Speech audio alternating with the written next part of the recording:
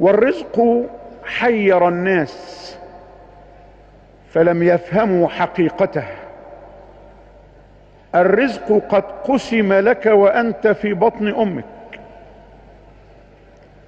ويفهم الناس أن الرزق في جمع المال وفي جمع المتاع، وإنما الرزق في أمرين اثنين، كما جاء في الحديث القدسي عن أسعد الخلق صلى الله عليه وسلم.